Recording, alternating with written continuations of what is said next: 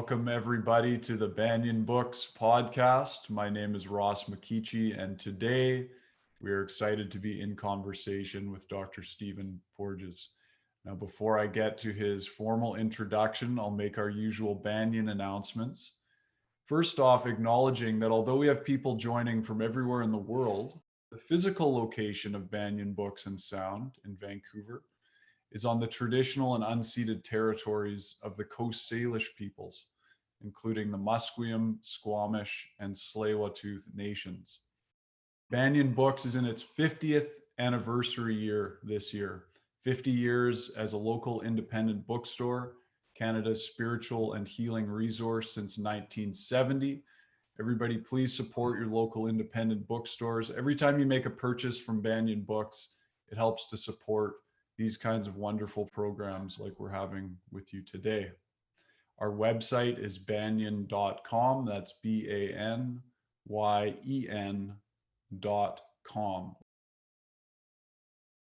Now, our honored guest today, Dr. Stephen W. Porges. He, in 1994, proposed the Polyvagal Theory. In 2011, after decades of research, he published his first book on the subject.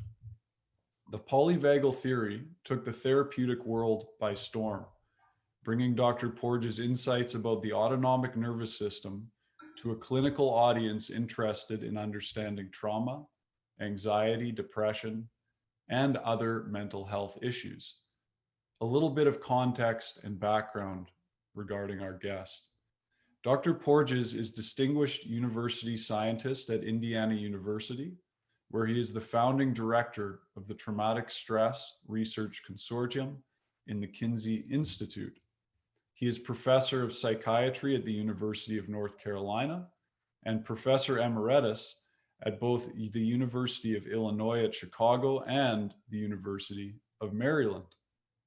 He served as president of the Society for Psychophysiological Research and the Federation of Associations in Behavioral and Brain Sciences, and is a former recipient of a National Institute of Mental Health Research Scientist Development Award. He has published more than 350 peer-reviewed scientific papers across several disciplines, including biomedical engineering, critical care medicine, exercise physiology, neuroscience, pediatrics, psychiatry, psychology, and substance abuse. He is the world's leading expert on the relationship between the autonomic nervous system, a neural system that oversees largely unconscious functions such as heart rate and digestion, and social behavior. He holds several patents involved in monitoring and regulating autonomic state with applications in mental and physical health. He's also the creator of a music-based intervention, the Safe and Sound Protocol, which currently is used by more than 2,000 therapists to improve spontaneous social engagement, to reduce hearing sensitivities, and to improve language processing and state regulation. Dr. Porges is the author of a number of books, including The Polyvagal Theory, The Pocket Guide to Polyvagal Theory, and is co-editor of Clinical Applications of the Polyvagal Theory. Today, he is here in conversation with Banyen Books about his brand new book, Polyvagal Safety: Attachment, Communication, Self-Regulation. Dr. Gabor Maté says of this book, "It is nuanced, richly detailed, and written with clarity. Polyvagal Safety is a matchless gift to physicians and therapists, and to all students of the body's inextricable unity with the psyche." So Banyen Books community, please join me in a warm welcome for Dr. Stephen Porges. Steve, thank you so much for joining us. Thank you, Ross, and thank you for the very flattering and introduction. I'm sitting here listening to it and saying, what is this guy going to be talking about? But thank you for welcoming me on your podcast. So nice to have you here. And what a wonderful book that you've put out. I'm curious, what was your central aim in building on polyvagal? Okay, when I developed polyvagal theory, we go back into the 1990s, and just like I was going to say, just like Banyen books, I've been around since I was an assistant professor in 1970, so there are parallel trajectories of maturation. Uh, but what you can see, and even in the sense of reading my bio, longevity helps, persistence helps, and embedded in that there is some quality. So, in a sense, being around and being reasonably good enables you to have, let's say, portals of influence and where ideas can be translated. But there's an interesting narrative or backstory, and that is to be able to leverage academic or scientific credentials and ideas and move it into the clinical world requires that you have to be accepted within your academic discipline. So, there are a lot of what we would call in the world, when I put on my hat as the aggressive academic, a lot of failed academicians out there writing books and telling people what to do. But I actually serve an interesting, or have, let's say, served an interesting role, and that was to maintain the academic credibility, the science credibility, and then to translate it and bridge it into the clinical world. So I was not a clinician, but I would say that the greatest compliment that I've ever been paid is that he has a heart like a clinician. So he's a researcher, but with a heart like a clinician. And I think that is the real word here, and that makes me feel good, because it's all about translation of ideas into practice to make the world better. And that's been the journey. Now, to get really at your question, where did this all kind of come from? The Over the years, when I started, in a sense, articulating polyvagal theory, it was really about that we had different physiological circuits, different autonomic states that promoted different types of behaviors. So, like if we're in one physiological state, we can be social, we can be spontaneously engaging, we can be in close proximity with another. When we shift into another physiological state, the world's our enemy, and we're reactive to everyone. No one can come close. And then if we experience life threat, which many survivors of trauma have, then their presence in the world is literally to shut down, disappear, and dissociate. So I developed this theory based upon the existing literature on the evolution of the autonomic nervous system. So there's evolution, there's comparative neuroanatomy, and when you start putting that together with developmental physiology and developmental behaviors and with clinical pathology, suddenly the world just springs out at you. And the first rule is that our autonomic nervous system goes into different states, just like ice, water, or steam. Different properties when it's in these different states. The other part of it is that those states, or the repertoire of our states, are basically a gift of evolution, and that we evolved. Ancient vertebrates, when they were under threat, they shut down. And then as vertebrates evolved to bony fish, you start getting a sympathetic nervous system, a spinal sympathetic nervous system. And then this remains the two major systems that are there for reptiles. Reptiles shut down or they're aggressive. But mammals come into the world with something different. Mammals actually, I like to use this term, there's this evolutionary birthright, and that was that enabled them through their interactions with one another to turn off their threat reactions. So our sociality became the bridge that enabled us to mitigate threat reactions, and that became proximity and bonding. It became relationship building, parenting. We have all kinds of terms we can use, but the basic word is trust. And the act of trusting a person enables that sociality, that interaction, that co-regulation to be elevated to a role of neuromodulation.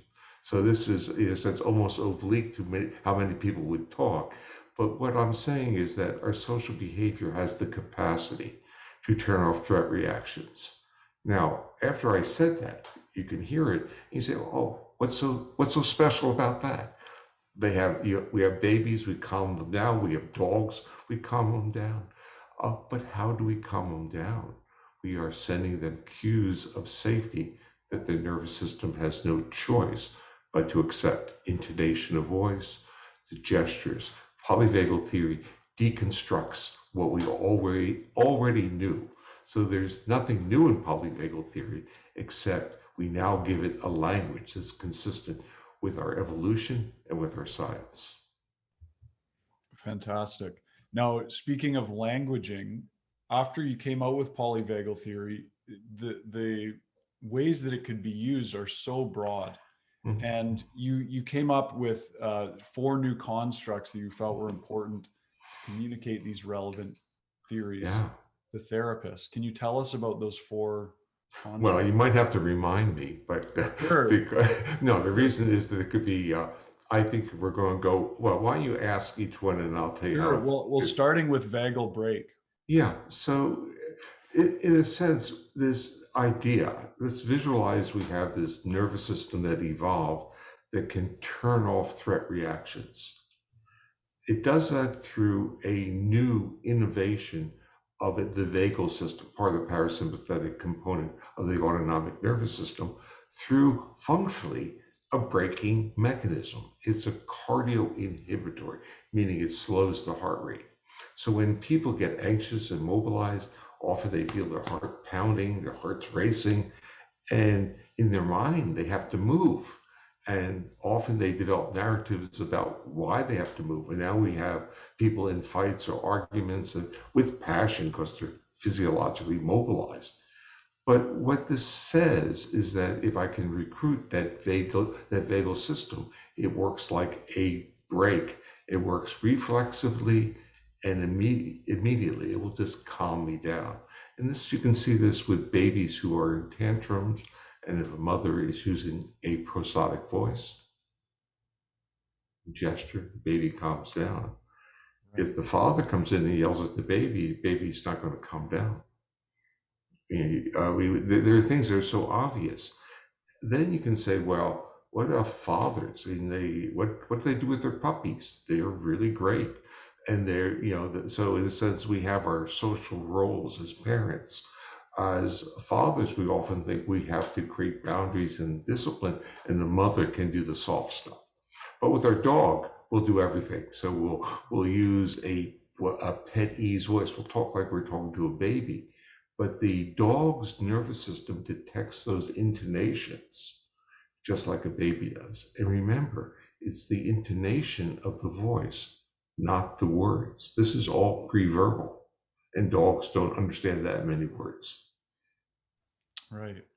So tone of voice is so key for communicating trust. Yeah, and we'll get into that. I'm going to help you along on this through the other construct, which is neuroception. And neuroception is this system wired into our body that detects either risk or cues of safety. Now, the detection of risk has been well known, and that's been basically emphasized in all, let's say, psychological, psychobiological research as, threat reactions. We all know that. So virtually every living organism has a defense system, no question. But in that evolutionary transition from asocial reptiles to social mammals, mammals got another tool, not just a tool for defense, but a tool that turned off their defenses, calmed them down, made them feel safe. And that became, in a sense, the tipping point in vertebrate evolution that enabled sociality. And to quote another person from Vancouver, Gabor, who you mentioned earlier, he talks about this in terms of humanity. And I talk about it in terms of sociality, but we're talking about the same thing. The core of being a human is his ability to co-regulate and to send cues back and forth. And these cues are detected outside of awareness. So they're not perception. They're really rapid. If they were perception, we detect it, we evaluate it, and we make a decision. Neuroception works through brain structures but it avoids becoming conscious, because if it were conscious, it would be too slow. We would not be around. And because of that, it makes some mistakes, and sometimes it does things that we're really not comfortable with. So we use terms like, I have this gut feeling about this person. And you might ask, say, well, tell me why do you have that feeling? And did you agree with what the person was saying? Oh yeah. But there's something about that person that makes me feel uncomfortable, and I don't trust them or her. And it has a lot to do with these projections of vocalizations and motor gestures, because we are literally broadcasting our physiological state in our voice and on our face. And that is also part of polyvagal theory, because the nerves that control vocal intonation are vagal nerves that parallel the cardioinhibitory ones on our heart. And functionally, it was that vocalization uh, adaptation that mammals had that created this bridge to sociality. They could broadcast their physiological state to another one of their species, and then you get closer. You're not going to be eaten, you're not going to be bitten. But remember, we detect that in people's voices today, and what do we tell ourselves? Forget that. Listen to the words. Right. Now, the other construct was social engagement system. The social Yeah, engagement. this was, I had already, in a sense, come out with the theory. And then I started to, in a sense, elaborate in terms of how does this theory work in the real world? How does it work? So I had to come up with this concept of how do you trigger these different physiological states. If I detect safety, I trigger the calm state. If I detect imminent danger, I trigger the sympathetic system so I can mobilize, fight, and flee. And if I have overwhelming odds that I'm going to die, I disappear, I dissociate, I shut down. And you can start seeing the adaptation, the adaptive function of each of those, and you can see it even in other mammals. So you have that model. So that became the neuroception. Then I wanted to figure out what was this whole circuit that had the face and the voice, like I was bringing up, and how did that circuit interact with those cardioinhibitory vagal fibers, which seem like it's a little obtuse, but it's all part of the same system, that our voice and our heart and our face and our heart are how we negotiate social distance, uh, proximity, and functionally being able to touch each other without our bodies going into a defensive mode. So when I started to study the neuroanatomy really carefully, I start to find this interesting, let's call it a backstory.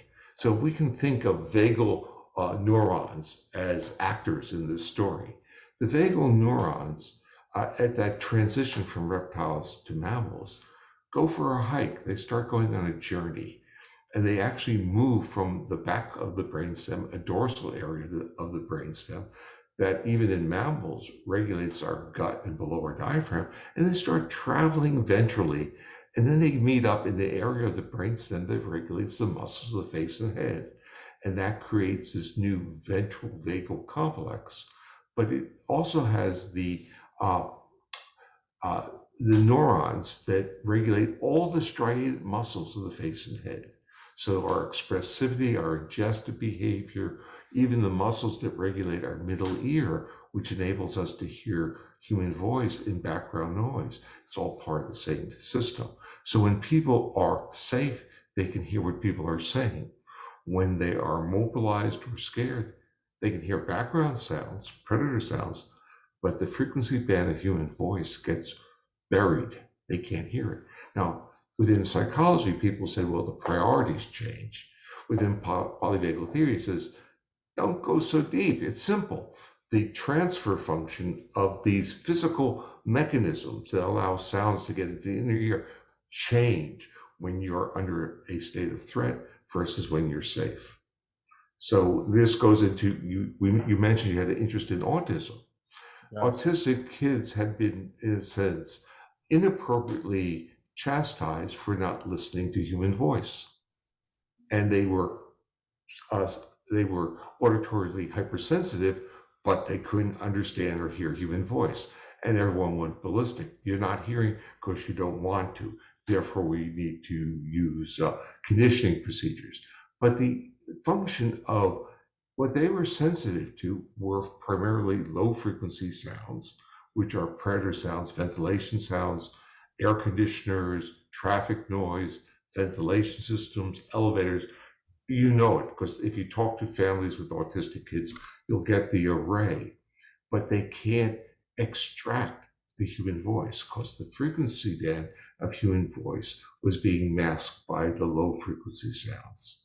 Polyvagal theory explained that and then said, what happens if we can now rehabilitate that system? Right. And then what happens? So we have vagal brake, we have neuroception. Now, basically the secret of that social engagement system is where did those cardio inhibitory vagal fibers go? They went to a brainstem area, a column that regulated all the striated muscles that evolved from the ancient gill arches. So now we have a neural system that is controlling musculature that creates vocalizations, listening, and expression, facial expression. And it's not merely correlated with, it's integrated with the cardioinhibitory, meaning it's slowing up the heart when you're calm and it's pulling that brake off if there's threat. And when there's threat, what happens to people's faces? They go flat. What happens to their voices? They get higher pitch, less prosody, less melodic features, less vagal vocal tone. Wow. Okay, so we've covered vagal brake, the social engagement system, neuroception, and you've covered a fair bit. Maybe you can touch on it again. The frequency band of perceptual advantage was the fourth. Yeah, that was actually an interesting kind of discovery as I was, let's say, piloting around. The point is that when we look at the frequencies that humans use to extract cues of social communication, they're very well defined. And we can find that all mammals, based on the physics of those middle ear structures, have a sweet spot. So they have a frequency band for many of the mammals. They call them ultrasounds, but they're audible to these small mammals. The point is, based on the physics, we know where to look to find where the social communication is going. Because to process that frequency band of perceptual advantage, where it's easy for me to hear your voice, I am functionally giving up my hypervigilance for predator sounds, because predator sounds are low frequency sounds. And the actual process to get there is not I have to think it, it's that the muscles regulating the middle ear structures have to now tense up and they tighten the eardrum. And what that means is the low frequency sounds, rather than permeating the middle ear and going into the inner ear, bounce off. So when we start talking about autistic kids or kids with auditory hypersensitivities, they tend to have language delays or language problems because they're not getting the information in that perceptual band of that perceptual frequent band of advantage. Okay, thank you. Now, in chapter 4 of Polyvagal Safety, I was very interested. Chapter 4 is titled Vagal Pathways as Portals to Compassion. I was really interested. Can you illuminate what polyvagal theory tells us about compassion? Well, I think it goes to really I think where you want to lead the discussion. Where did the title come from? Polyvagal Safety. And what polyvagal theory teaches us is that turning off of threat reactions, which means our body's in a state of safety, is where everything that makes us human comes from. So whether we want to talk about spirituality or compassion, we're not going to be a spiritual species or a compassionate species if we're under constant threat. And polyvagal theory says it's not just taking away threat. That's okay, that's good, that's not sufficient. You take away threat, but you need to have cues of safety. So what we start learning is that if we go through, let's say, traditions of contemplative sciences, and there's certain environments and certain practices, you find out that those practices are usually vagal exercises like chanting or posture shifts or breathing. They're neural exercises of that ventral safety vagal circuit. And they're often done, and I even describe in that chapter, cathedrals. What happens in the cathedral where they often have these enormous organs that are playing very low frequencies? And those frequencies under the normal situation would be terrifying because they are the frequencies of predators. But within a safe environment, it now gives you a spiritual feeling of awe. So, because you're in these cathedrals, which are really fortresses. So, there's a lot of interaction between the stimulation, the physical characteristics of places, and the personal experiences one has. So, in that chapter, I kind of basically say that we need to be safe to be compassionate, and we need to be, and that includes self compassion. That if we're in a world that is under constant threat and we are constantly blaming ourselves, creating the threat onto ourselves, then our chances of being compassionate and being a good witness to another are greatly reduced. Right. It was really interesting to see you made a very clear distinction between compassion and empathy. Yeah, Can you talk got, about it got me into trouble because many of my close friends had functionally branded empathy as a type of therapy they were giving or using. And I was saying, really, when you deal in the world of trauma and mental health disorders, you don't want to be empathic. You want to be compassionate. And if you go into, in a sense, the science of empathy versus how it's used within the clinical world may not be the same thing. So I started to talk in this mode as the scientist. The scientist says empathy is really where our body mimics the pain of others. And then from my own knowledge of interacting with many people who have lived through severe traumas, they don't want their story, their narrative, to hurt others. So they don't even want to tell about themselves because people cringe and say, "Oh, we have to get back at these people," or you have to have justice or righteousness. That's not what they want, at least initially. They want to be heard. They want their voice. They want to be witnessed. So I started to say that my friends who were calling their therapies empathy based, I said, I've watched you do your work. It's not empathy, it's compassion, because you're able to uh, respect and honor the other person's feelings without letting that other person's feelings overwhelm you. And that's what an empathic experience would be. right? Okay. Thank you. Now, I was also particularly interested in chapter 5, which is on yoga therapy and polyvagal theory. Of course, I'm a practitioner of yoga, a student of yoga.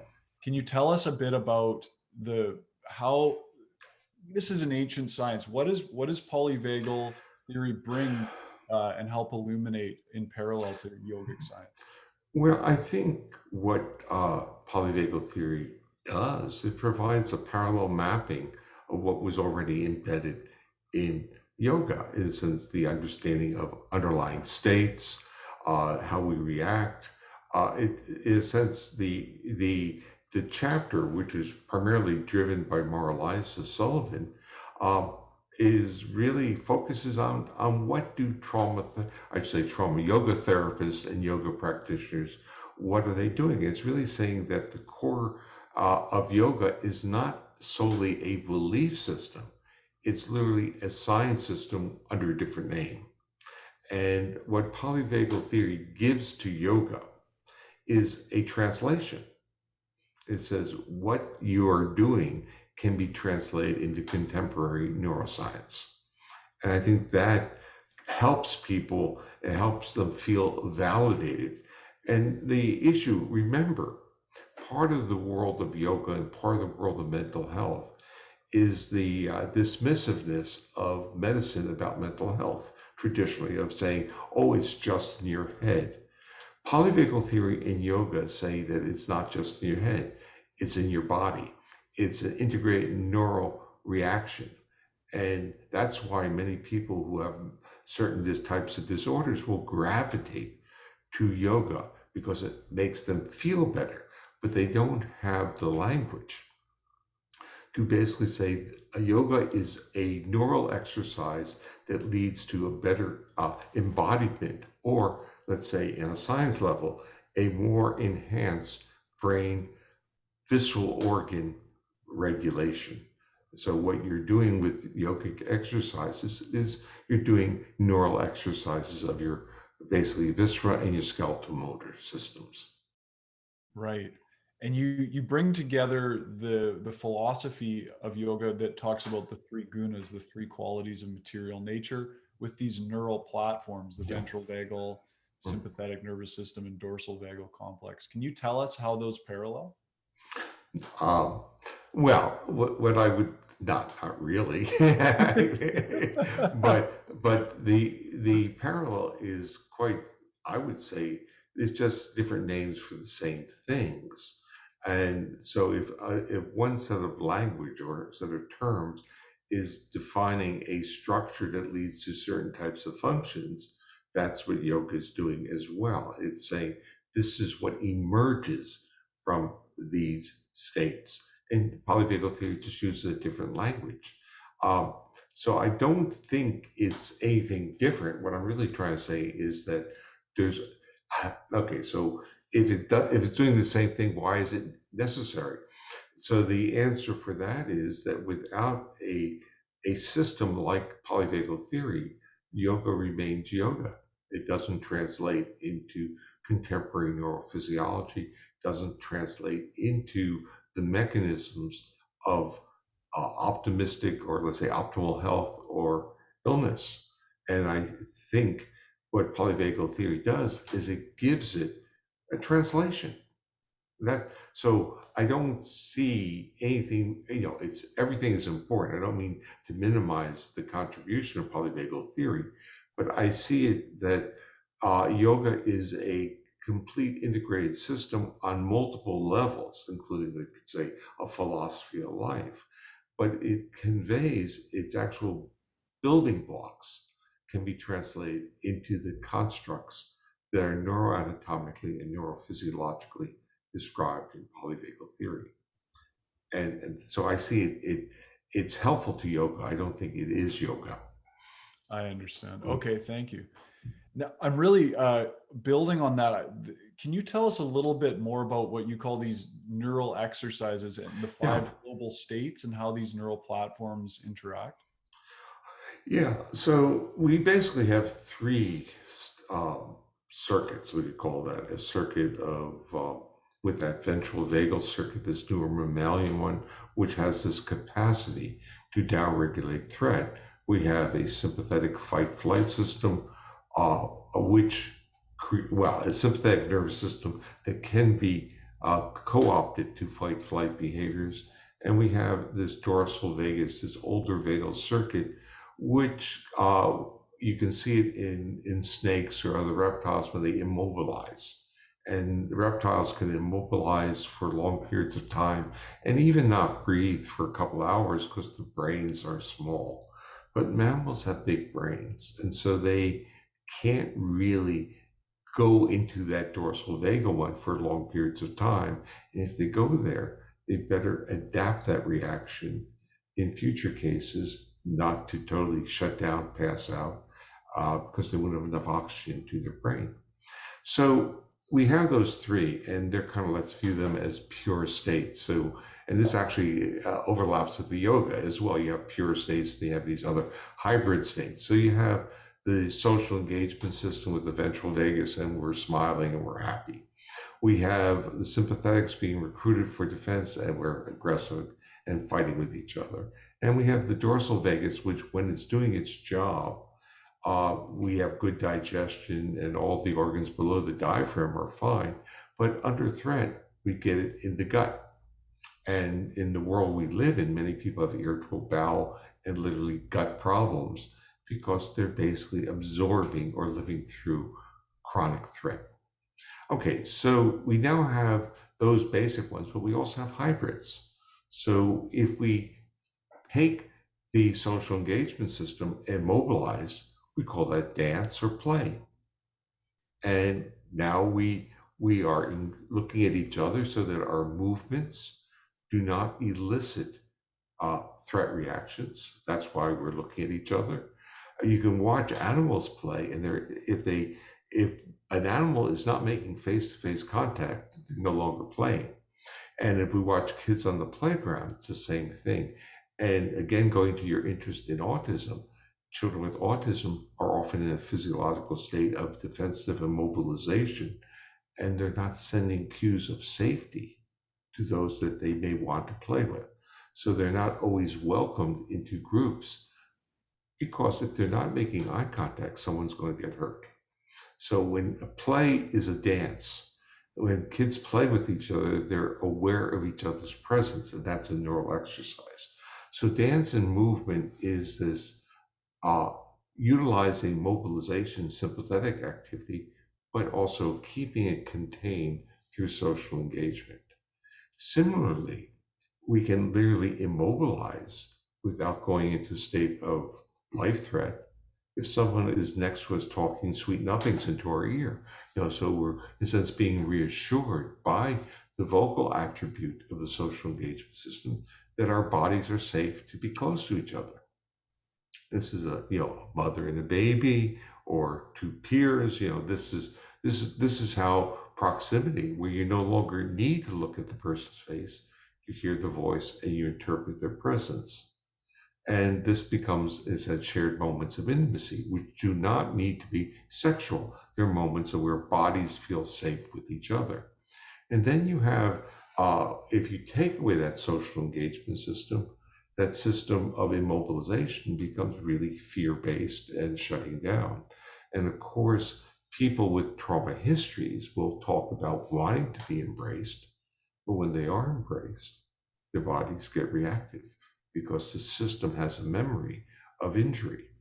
Now, what happens? Remember, I was saying about shutting down, you don't want to do that too often because you need oxygen.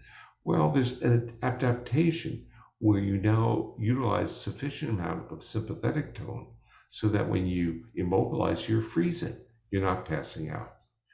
And or you're dissociating, you're not passing out. So the body has these various strategies, or so the nervous system does, to keep us alive. So freezing and dissociation are really advanced innervations of a nervous system to say you're under threat, but if you shut down, it may be lethal. So it's making those decisions for you. So that gives you, let's say, five functional states coming out of those three circuits. There probably could be other hybrids in different ways. But I started off just describing the three, and then I realized it didn't cover everything, and I started modifying it over time. Right. Can we talk a little bit about trauma and trauma therapy? I mean, we're living in such a traumatized world. Yeah. Um, First of all, the way you say it, it almost assumes that there was a time when we didn't. Right. So, and so, like, even in titling the book Polyvagal Safety, there is a visualization that somewhere in our a collective unconsciousness, if I can use that term, there is a notion of what it would be like if we lived in a world that was safe. And I like to always talk about the core of humanity, the core of people. This is like Gabor's humanity, but the core of being human to me is to be generous, compassionate, uh, to be accessible. And I think the core of people tends to be really admirable, but we have wrappers to protect us. Just visualize these wrappers. And those wrappers could be called defense mechanisms. And our society says you live under threat all the time. And if you are not under threat, we're going to tell you that you are under threat. Think of the educational process. I think of the medical system. You go into physicians for assessments, not for, in a sense, shared journeys of wellness. You're going in there to get the test, and you basically hope the tests are okay. Everything is about measurement, and that measurement is an assessment. And when our nervous system detects that we're being evaluated, we're already under threat. What's the educational model? Assessment, assessment, assessment. What's the work model? Productivity all the time. Now, our nervous system is really quite agile. We can deal with this uh, really well for short periods of time. What we need are some periods of time where we are no longer, let's say, hypervigilant or under states of defense. We need select relationships where we can just feel that we are ourselves. We don't need to have any of the wrappers. Unfortunately, what happens with society is society pushes us more and more into a toxic, we use words like toxic stress or chronic threat.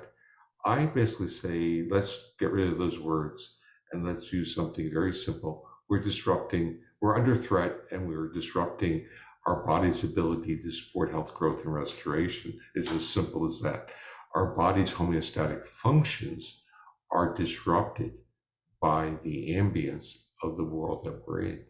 So we're not optimizing our experience, our creativity, our love, our trust, our social abilities to help each other. We're doing absolutely the opposite. Right. Thank you. Now, before we get to our audience questions, I just the closing chapter of Polyvagal Safety touch on the coronavirus pandemic and the polyvagal theory outlook on how that's impacting our nervous systems. Can you go into that? Yeah, I wrote that paper at the bequest of a journal editor who was a psychiatry journal, and he wanted a editorial about what I thought was going on. And I basically viewed it as a paradox between avoiding threat and being exposed to more threats. So the virus itself is threatening, it's real. So the history of humanity is that we avoid threats. But how do we mitigate threats? We mitigate it through social interactions or with a polyvagal terminology through co-regulation with another. So we're sending each other cues back and forth of our social engagement system. That's turning on our ventral vagal circuit, and we go back to a more homeostatic physiological state of calmness and relaxation and trust. But what happened? What was the public health message and what it is still? And that is be careful, distance yourself from other people. So in most people's social world, before the pandemic, we didn't just interact with our spouse or family. We interacted with a variety of friends, and we had select friends that we would be with to deal with different types of let's say challenges in our life. What happened during the pandemic is other people became a source of threat. And so you end up retuning your autonomic nervous system. And I want to bring this whole notion up of retuned autonomic nervous system and actually bring it back to the very beginning. Polyvagal theory brings to the clinical arena the emphasis that our physiological state is an important intervening variable between the world outside the body and the reactions of the body. So if you are a therapist or you're a teacher, whatever you're doing, to your client or your even your spouse, their reactions are not cognitive reactions based upon the validity of what you're saying. It's based upon the physiological state they're in. So we have to be very aware that as our physiology retunes to a more threatened state, we become very biased towards negativity. And so we blame others and we get angry. We become reactive much easier. Now, during the pandemic, we have really unusual situations, especially working from home and having kids at home. I have no idea how professional families can function or have functioned. I have no idea how it would be for a teenager not to be able to be co-regulate with friends and being literally in a room with their family. So there's almost this model: you're home with your family, and that's all good. But we already know that there's a significant number of family environments that are toxic. There are toxic marriages. There are toxic parenting, and so the long-term outcome of this is going to take time. We've been doing research during the pandemic on individuals who got the virus and those that did not. And this is where we start redefining pre-existing conditions. So we did a study with over 1,500 people who did not get the virus, and looked at their mental health symptoms. And we measured their adversity history, meaning their trauma history, and we measured their subjective autonomic reactivity. How were they describing their body? Now, based upon the study, we found that adversity history was linearly related to mental health, I should say, linearly related to autonomic reactivity. And autonomic reactivity was the major determinant of mental health outcome. So there was very little unique variance or predictive value of adversity history, other than it changed or retuned the autonomic nervous system, meaning that it made the autonomic nervous system uh, more threat reactive. Then we had 100 individuals who had COVID. And I thought all those individual differences relating adversity to autonomic reactivity would drop out with COVID, because COVID is such a powerful autonomic disruptor itself. But it didn't. It amplified the effect of adversity history and elevated it. It amplified it, it made the slope. So adversity history was more of a predictor of mental health outcome, even if you had COVID. And so it really it changes the world, because we've heard a lot of statements about pre-existing conditions, and that was about survival, and that was that if you had pre-existing conditions, then you're more likely to get COVID, you're more likely to have a poor outcome. And what I am saying is, we don't know about health outcomes, we know about mental health outcomes. And adversity history is an extraordinarily powerful predictor of how an individual will react. So if you take the adversity history and you see if it changed the autonomic nervous system, which it tends to do, it's that group that had the retuned autonomic nervous system that has the poor outcomes. And that's the test of the polyvagal theory. It says if your intervening variable, your physiological reactivity, has changed, then the outcomes are going to be poor. Right. Okay. Thank you. Now we've got a lot of great questions from our live audience here. The first one, it relates to COVID. It's from Shauna, and she asks, can co-regulation happen effectively over telephone or video calls? Asking from the perspective of offering counseling Hmm. through these modalities as opposed to in person. That's an excellent question, and my response is what I've been hearing from the therapeutic clinical world, and that is they seem to think it's working extraordinarily well, and they think it's working really well with those with severe trauma. And part of the reason is that the client can deal with it from their own home. They're in a safer environment, and they have agency. They can turn off the camera, or they could ask the therapist to turn off the camera. They have, in a sense, more control in the therapeutic setting. And the feedback from therapists is also that it's initially they thought was really challenging, but many of them like it very much. So the answer is really it seems to work well. And the point, I think the question is really about even on personal co-regulation. So for me, what I try to describe is, what did the pandemic do to me? It's retuned me. I don't like going out. I don't want to go on an airplane. I don't want to go to an airport. And it's not a fear of getting the virus. It's a trepidation about being around people. And this was not who I was before. I'd love to be around people. So I found that very interesting. So for me, my co-regulation often occurs just as we're talking to each other, Ross. So this is my social event for the day. Wonderful. Okay, thank you. There's a question from Leah who asks, I am an alternative health professional, a massage therapist, with a decent knowledge of neuroanatomy. The vagus nerve is the 10th cranial nerve, correct or right, she says. And then she asks, what makes the vagus nerve important in quote unquote trauma memory storage within the muscles and joints?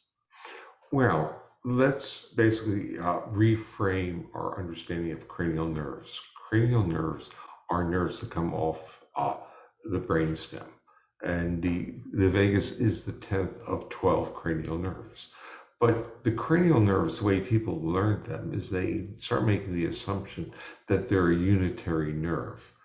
The exit from the brainstem is that of a conduit. So the vagus is actually coming off the brainstem from two different areas, that dorsal area and the ventral area, plus oodles of sensory information. So 80% of the vagus is sensory, 6% or so, or 3% are myelinated ventral vagal fibers, and that means there must be about 17% there dorsal vagal fibers going down, and I said about 80% coming up. The point is that it's a collection of fibers doing different jobs, different pathways. The issue of what her question relates to is when the nervous system calms down, and as she was a massage therapist, correct? Yes. When the nervous system calms down, the muscles relax. So that if you're in a high state of sympathetic tonicity, there's going to be high muscle tension. And the body, when it relaxes, the feedback from the body is regulating. Is that relaxation has a major vagal component. And when the relaxation is there, then the body can deal with things that it can't deal with in a state of tension. In a state of tension, everything is biased towards threat and defense. So when the body's relaxing, it can accommodate both neuromuscularly, but also in dealing with the memories that are coming up through the therapy. Right. Okay. Thank you. There's a number of yoga related questions. I think the Banyen community has a particular interest, likely, in mind body therapies. This one is from Tara. And just so you know, Tara, Dr. Porges does touch on this in the book. She says, yoga is a South Asian contribution to moral philosophy. Have you done any research in yoga and polyvagal theory that doesn't have anything to do with specific practices and instead is more to do with the basic normative ethical contribution of yoga, where right choice is prioritized in decision making over good outcome? She's interested in the effect this kind of decision making might have on the nervous system. Well, no, I have not, but that doesn't mean I won't comment on this. There is a YouTube that I did with David Bercelli, who created TRE, and it's called Polyvagal Theory and Spirituality. But it's the same, it's going to give the same answer that when our nervous system is in a state of safety, then the ethical considerations, the spiritual ones, and the relationship with others is very different than when our nervous system is in a state of threat. And I think the underlying yoga philosophy and the ethics that she's referring to would be consistent. Okay, thank you. But it would be consistent, but not as detailed or worked out. So I'm basically saying here are the principles, but the actual system isn't there. I mean, someone would have to do that literature, Right, write that paper. right. Okay. You did mention that portion was driven by your associate who Yeah, yeah. yeah. And Mara Lisa has written several books, at least two books that I know of, on yoga and yoga therapy. And she's a good scholar as well as an amazing, yoga person. Wonderful. Thank you. This is an interesting question. I, it's from Ginny, who asks, how do you create opportunities for polyvagal safety for folks who continue to be impacted by the dominant culture's oppression and systemic racism?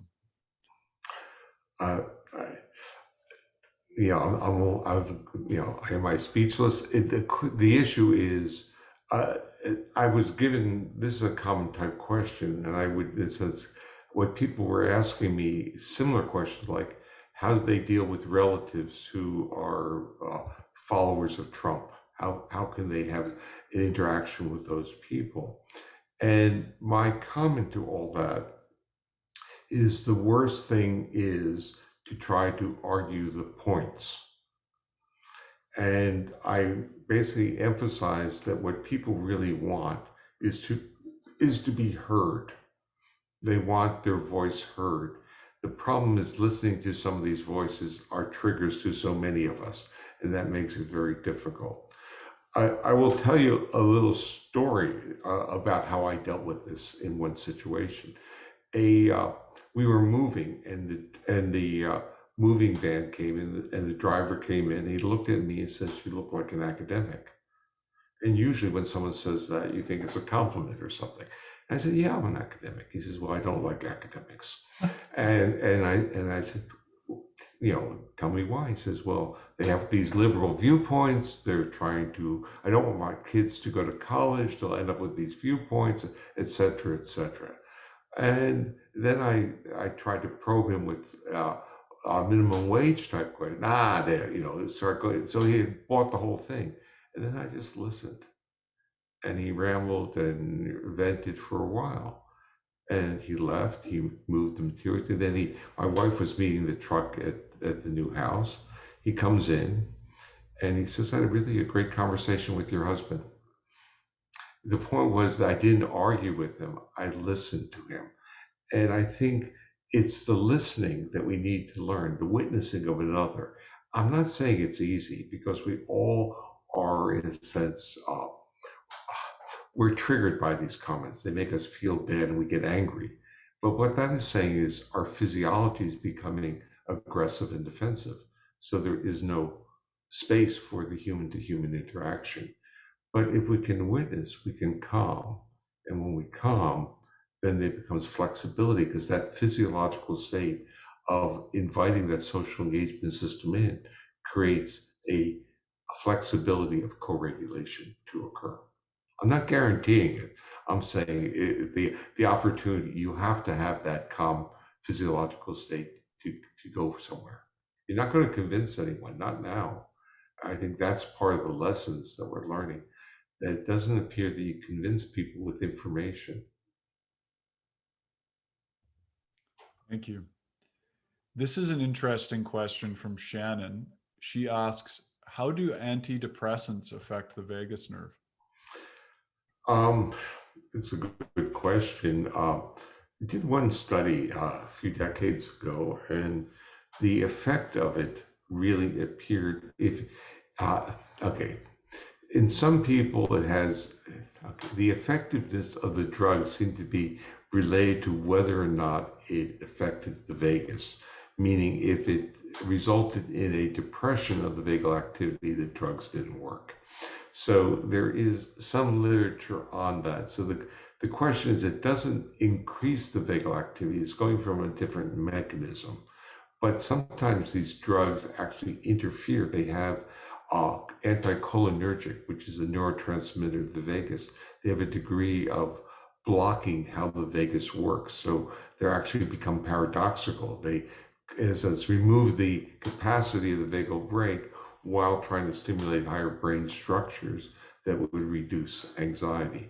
So the answer is that, first of all, the literature is not well developed on that question. The other point is that it would be interesting, again, taking a polyvagal perspective, that if one measured that intervening variable, that physiological state, and then made predictions on outcome by the degree that the vagus was affected or not affected. Thanks. There's a question. I think this will be the last from our audience. Thanks everybody for the great questions. This is from Lee. who asks, how do you strengthen vagal tone with people who feel unsafe in their bodies or struggle with yoga, deep breathing, or Hmm. other physical signaling? Well, I think bringing it up in the yoga community is an important question because many people gravitate to yoga for multiple things: to feel better and a little bit to feel better within a safe community. So you start having all these things going on. Yet people who walk into the studio with severe trauma histories, certain manipulations, including breathing, become triggers. Closing one's eyes can be a trigger. So there is, okay, one might want a personalized way of dealing with those who are aware enough that their body is that fragile. Uh, but the question is, it's a good question of not everyone comes into these environments with a neural accessibility or neurally welcoming what's going on.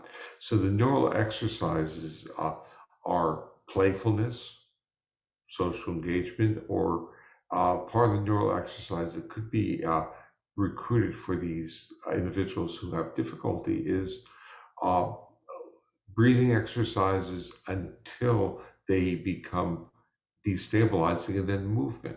So you give them toolkits to experience their body. So if you're doing slow exhalations or slow breathing patterns and the body says can't go there, well, then you move and then you go back to it again. So in a sense, giving agency or control to the client about their physiological state, even though they can't go into true states of prolonged safety. Okay, thank you. Now, I'd like to just hear a little bit before we close about, first of all, where you're focusing your efforts going forward, and also a bit about the safe and sound protocol. Yeah. Well, let's talk safe and sound first. Safe and sound protocol is really based on neuroception of safety. So what happens to a nervous system when when cues of safety are being delivered acoustically in a program that is functionally like a treadmill. It's like a neural exercise, and where the frequency band of perceptual advantage is being expanded and contracted and exercised.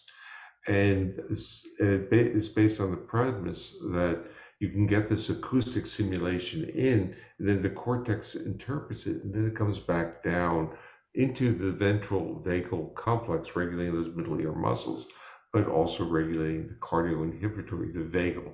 So it becomes a acoustic vagal nerve stimulator, and actually received a patent for that claim. So, many people report this calmingness, but what seems to be universal is the face lightens up. So you start in a sense.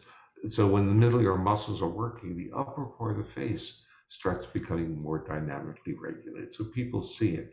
Again, it's a lot of things that we never knew how to quantify. I like that person's smile. We didn't know what we were looking at, but you can see it changing, and then you know what you're looking at.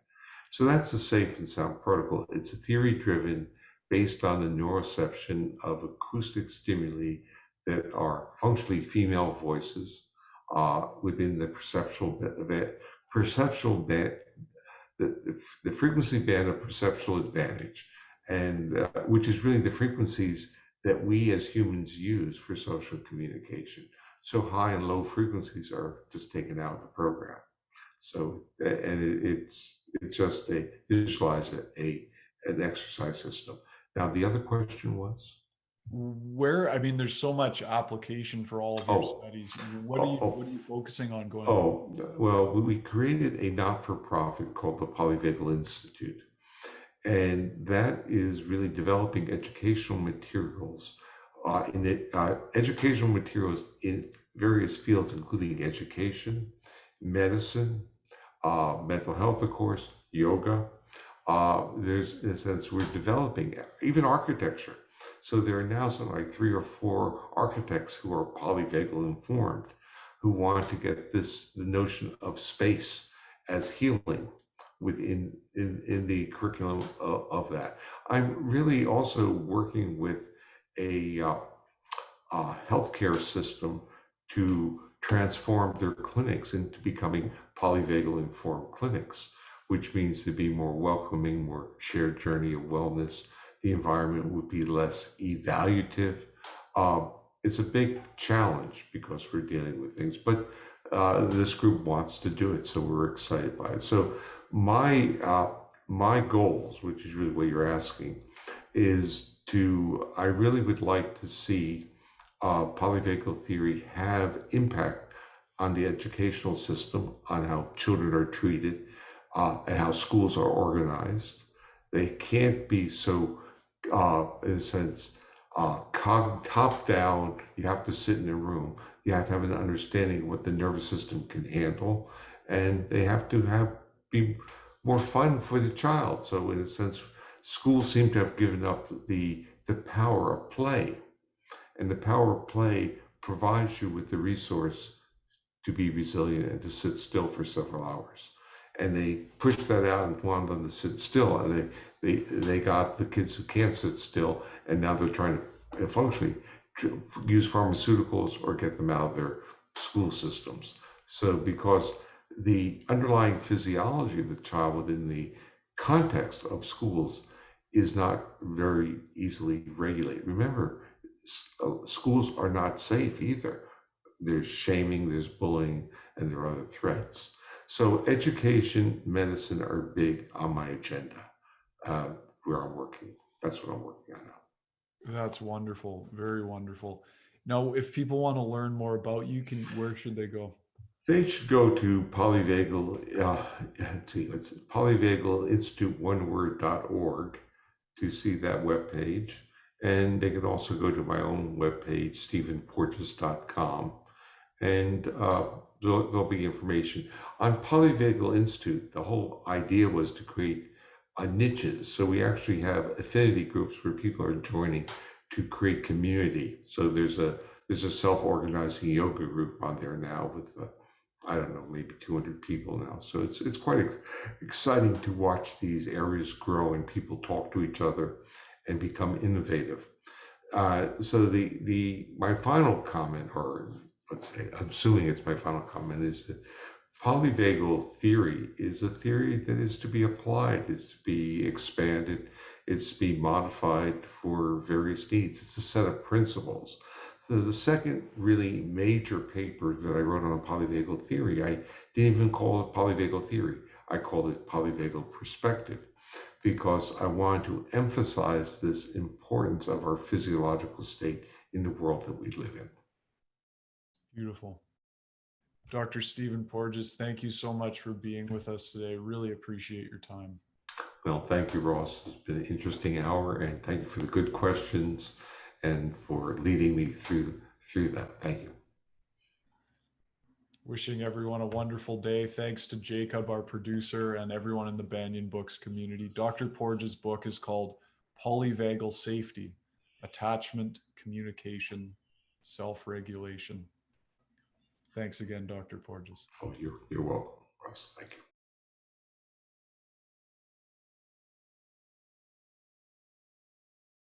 you.